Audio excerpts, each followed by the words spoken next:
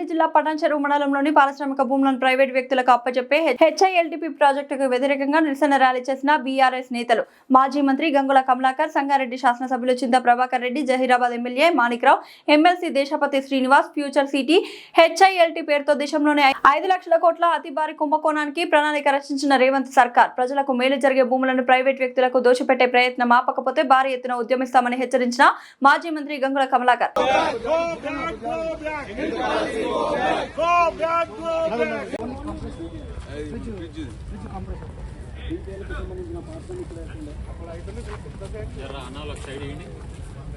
ప్రభుత్వ భూముల పందారమా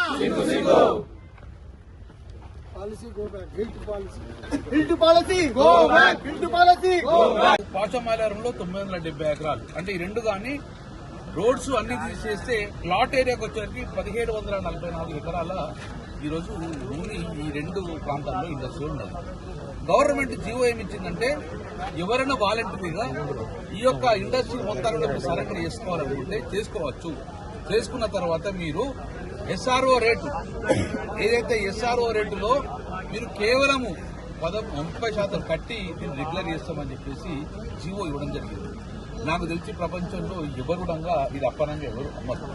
అందులో భాగంగా ఈరోజు ఎస్ఆర్ఓ వాల్యూ ఒకసారి చూస్తే 7,400 రూపాయలు ఎస్ఆర్ఓ వాల్యూ పటాన్చెరులో ఇచ్చింది గవర్నమెంట్. అందులో భాగంగా పాషమైలారంలో 3,100 రూపాయలు ఒక పర్ స్క్వేర్ మీటర్కు ఈరోజు ఇవ్వడం జరిగింది. అంటే పర్ స్క్వేర్ మీటర్ 7,400 రూపాయలు పటాన్చెరులో, 3,100 రూపాయలు ఈ పాషమైలారంలో. అంటే పర్ ఎకర్ ఎంత అవుతుందంటే పాషమాలయంలో 3,100 స్క్వేర్ మీటర్ అంటే 4,046 ఇంటూ 3,100 అంటే 37 లక్షలు పర్ ఎకర్. ప్రభుత్వం పెట్టే ధర 37 లక్షల ధర. అందులో పటాన్చెరులోకి వచ్చారు 89 లక్షల పర్ ఎకర్. అంటే ఇందులో ఎస్ఆర్ వాల్యూ 7,400 ఉంటే 30% కట్టుని అంటాడు. అంటే 2,200 రూపాయలకు పర్ స్క్వేర్ మీటర్ ఇస్తా అని చెప్పేసి ప్రభుత్వం ఈరోజు క్లియర్ గా చెప్పడం జరిగింది. పాషమాలారంలో 3,100 రూపాయలకు అంటే 930 రూపాయలకే మీరు ఒక స్క్వేర్ మీటర్ మీరు కబ్జా పెట్టుకోరు అని చెప్పేసి ప్రభుత్వం 930 రూపాయలు అంటే ఎంత వస్తుంది? ఒక ఎకరానికి 37 లక్షల రూపాయలు వస్తాయి. ఈ రోజు ఇక్కడ ఒక ఎకరానికి 20 కోట్ల రూపాయలు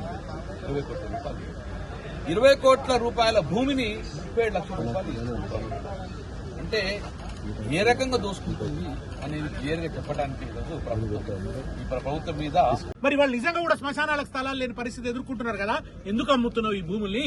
ఎవరికి కట్టబెడుతున్నావు ఈ భూముల్ని? ఇందుకోసమా నేను ఎన్నుకున్నది?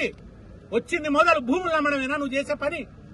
భూగోళం సూర్యుడు చుట్టూ తిరుగుతుంది, నువ్వు భూమిని అమ్మే దోపిడీ చుట్టూ ఇవాళ రేవంత్ సర్కార్ తిరుగుతున్నది. కనుక దీన్ని మనం కనుక అప్రమత్తంగా దీని మీద తెలంగాణ లోకం కన్ను తెరవకుంటే, దీన్ని నిరసించకుంటే తెలంగాణలో భూములు అడ్డు లేకుండా పోతాయి. మొత్తం పారిశ్రామిక భూములన్నీ కూడా పెట్టుబడిదారుల పరమైపోతాయి, దోపిడీదారుల పరమైపోతాయి. దేనికోసమైతే తెలంగాణ తెచ్చుకున్నామో, దేనికోసమైతే పోరాడినామో దానికి అర్థం లేకుండా పోతుంది. ఈ దుర్మార్గుని ఎన్నుకున్నందుకు, కుర్చీ మీద కూర్చోబెట్టినందుకు తెలంగాణకు పెద్ద ముప్పుగా పరిణమించుండి రేవంత్ రెడ్డి. తెలంగాణ ప్రజలారా కళ్ళు తెరవండి. మీకు బీఆర్ఎస్ మీ అండగా ఉంటది. బీఆర్ఎస్ అండగా మనం ఒక పోరాటం చేద్దాం, ఈ భూముల్ని కాపాడుకుందాం.